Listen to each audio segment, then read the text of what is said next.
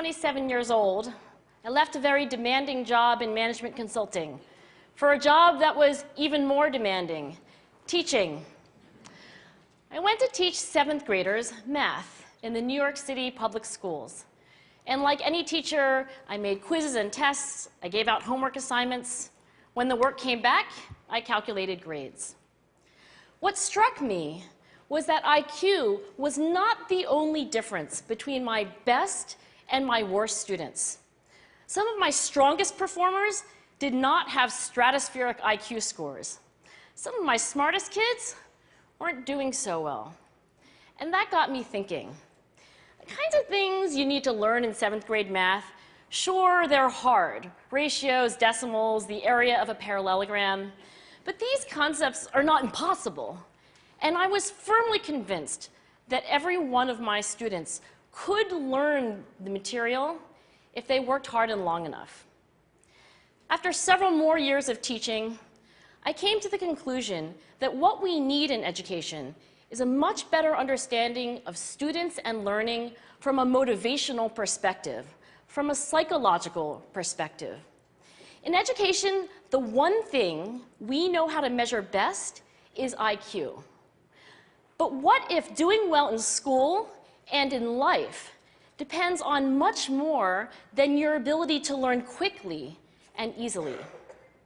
So I left the classroom and I went to graduate school to become a psychologist.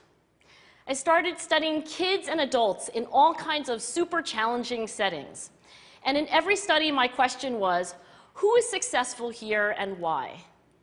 My research team and I went to West Point Military Academy. We tried to predict which cadets would stay in military training and which would drop out.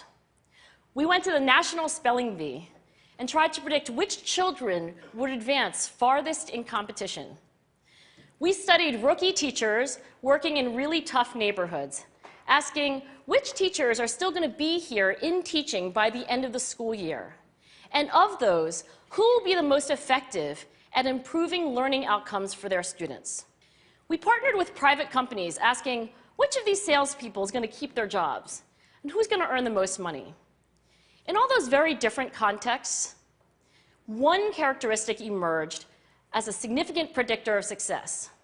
And it wasn't social intelligence, it wasn't good looks, physical health, and it wasn't IQ. It was grit. Grit is passion and perseverance for very long-term goals. Grit is having stamina. Grit is sticking with your future, day in, day out, not just for the week, not just for the month, but for years, and working really hard to make that future a reality. Grit is living life like it's a marathon, not a sprint. A few years ago, I started studying grit in the Chicago public schools. I asked thousands of high school juniors to take grit questionnaires, and then waited around more than a year to see who would graduate. Turns out that grittier kids were significantly more likely to graduate, even when I matched them on every characteristic I could measure, things like family income, standardized achievement test scores, even how safe kids felt when they were at school. So it's not just at West Point or the National Spelling Bee that grit matters, it's also in school, especially for kids at risk for dropping out. To me, the most shocking thing about grit is how little we know, how little science knows about building it. Every day, parents and teachers ask me, how do I build grit in kids? What do I do to teach kids a solid work ethic? How do I keep them motivated for the long run? The honest answer is, I don't know. What I do know is that talent doesn't make you gritty. Our data show very clearly that there are many talented individuals who simply do not follow through on their commitments. In fact, in our data, grit is usually unrelated or even inversely related to measures of talent. So far, the best idea I've heard about building grit in kids is something called growth mindset. This is an idea developed at Stanford University by Carol Dweck, and it is the belief that the ability to learn is not fixed, that it can change with your effort.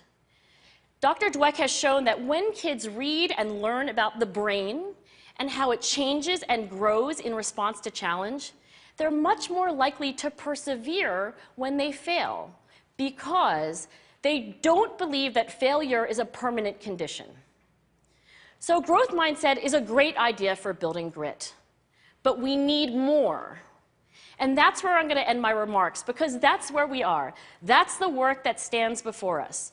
We need to take our best ideas, our strongest intuitions, and we need to test them. We need to measure whether we've been successful, and we have to be willing to fail, to be wrong, to start over again with lessons learned. In other words, we need to be gritty about getting our kids grittier. Thank you.